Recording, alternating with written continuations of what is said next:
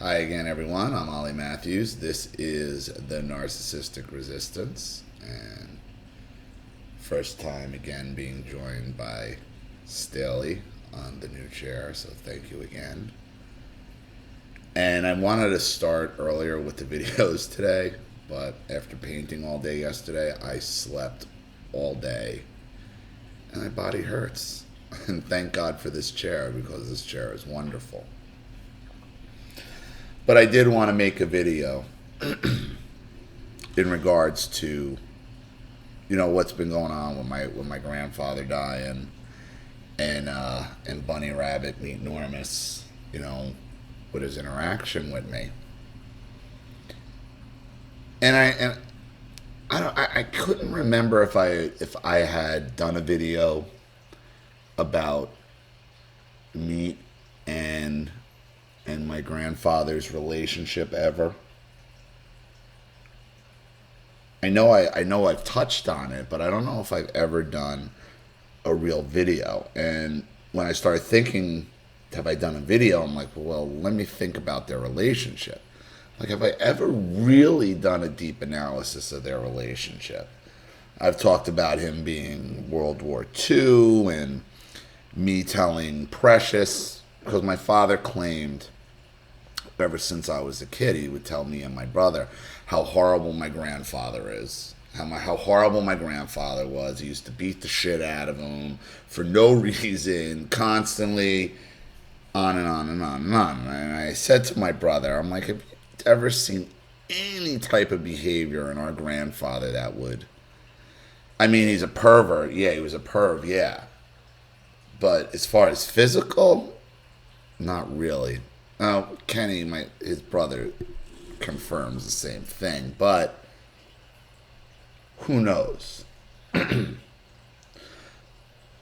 Here's the thing I can't remember if I've ever brought up or not. Now, you would think, right? You would think with all that quote-unquote history between him and his old man and all these beatings and all this shit up until the time he moved out of the house,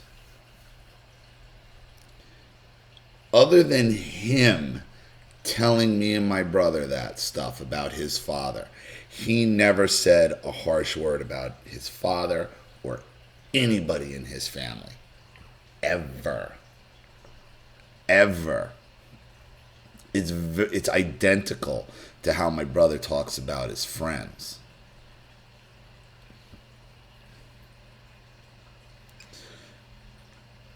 So, and I know I've discussed the dynamics of my father's side of the family, where he's basically been in a power struggle for control of the family. It's a battle he lost with his youngest, the oldest sister, because he's the oldest of the family, but she's the oldest sister, third in line. Lost that battle to her 40 years ago. He just doesn't know it. 50 years ago, he just doesn't know it. And I'm thinking maybe in his mind, now that his father died, he's going to kind of step in and be like that patriarch of the family. And you're not, because Adrian's just going to be both. And you know that. But that's not the point of this video. Now, my mother and her mother and sisters fought constantly.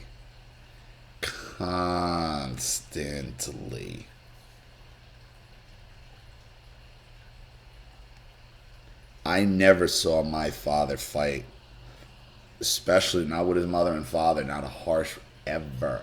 I never even heard him complain about anyone in his family other than Lita, when she tried to get a divorce and then that was, because the whole family was mad, then he had license to then attack. Once he had the approval of, I don't even think it was the approval of it was of Al. I think it was the approval of Adrian, to be quite honest with you. Because that's who Lita, when she went no contact with the family, that's who she blamed more than anybody else in the family.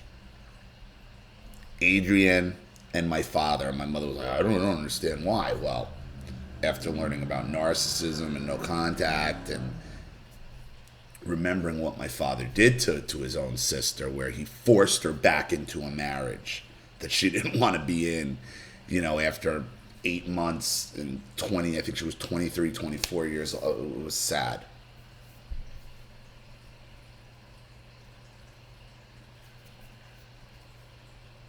But yet I would have to hear about what an awful guy his father was to him when it was in relation to me. That was fine. But I never put two and two together as a kid or as an adult. Like, this guy never says a bad word about, never does anything. How is that even possible? Not even possible. Like, they call you at the wrong time or they're not there and you're just like, where the frig are they? Never.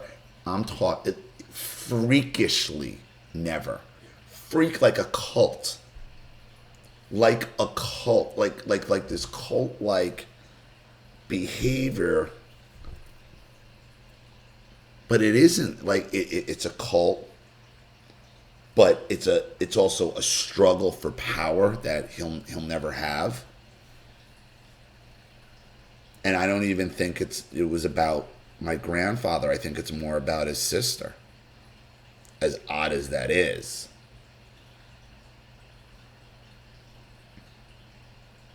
Because if it's true what he's saying about how awful my grandfather is, okay, how terrible, and you don't have the nerve to stand up to him ever, you coward, you phony. See, when we look into the narcissist and we really stare at them and we dissect their own stories and then try to marry it up to their current behavior that you've seen, it never really adds up, does it? Oh, wait a minute. This horrible guy was just this miserable, beat everybody, make everybody miserable, on and on and on and on. Yet all this is, yet I've never heard you, other than when you're throwing that in my face. That's the only time he would ever say anything like that, when he was just throwing it in your face, to justify his own shitty behavior. But if all that's true, how is it even possible I've never heard you even utter an impatient word about him or anybody in the family? Anybody other than me. Because I look like Redento. We know that. Other than me, I've never heard you utter an impatient and aggravated word about any of your brother and sister, any of the cousins. Not even an impatient word. It's crazy. It's like clockwork type discipline. And I think it's something my mother noticed. When she would just always say, you and your fucking family. I mean, I got it, like where it was coming from, but now as I'm really kind of grinding it, like, wow, it's like this cult-like devotion and cowardice.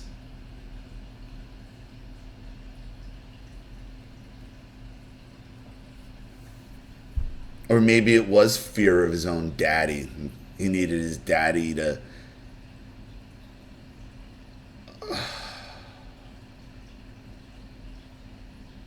I mean, you just think about that, everybody. You think about that. Never, ever a harsh word, an impatient word, an aggravated word about any single member of his entire family other than Lita when she tried to leave her marriage.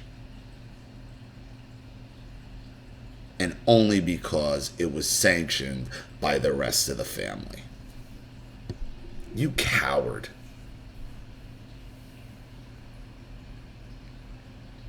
You coward. Shame on me. It's taken 44 years to really put my finger on it. How weird and creepy. And that's what Drunky, my mother, was always talking about with you and your family. Like a weird ass German cult.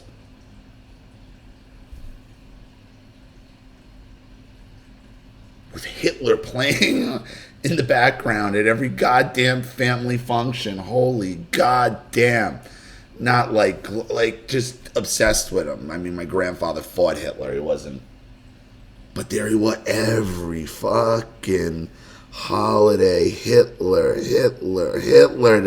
Does he have a fucking does Uncle Adolf have a stocking?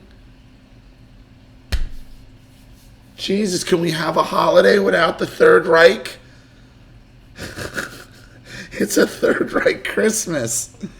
Holy shit. And at like 14, 15, I finally said in the car, I'm like, can we have a Christmas without Hitler? And my mother, thank God, like, yeah, and that would always be the key. Yeah, Brian, you need to talk to your sister. And then you get pissed.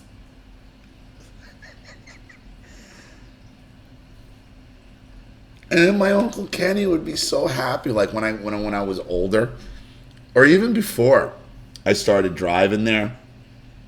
My Uncle Kenny would pull me on the side and he'd want to know what the fight was about in the car, and I'd have to tell him, and he'd laugh.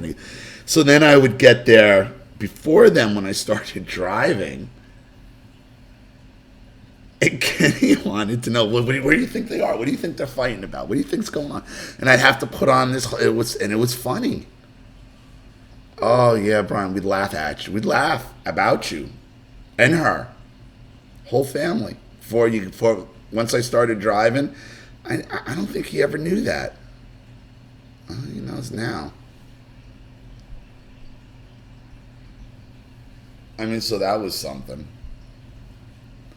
What a coward. And you're going to come online and try to bully your own son. Your father, who you said beat the shit out of you, did all these terrible, horrible, cruel things to you. Okay? I never heard you speak a foul word, an aggravated word about him or anybody else in the family. How is that even possible?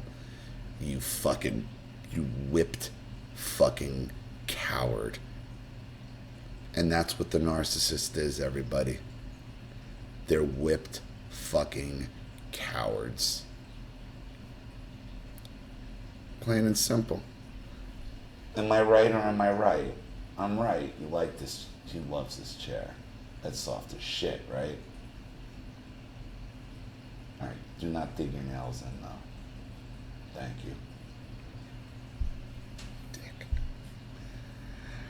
Alright, everybody.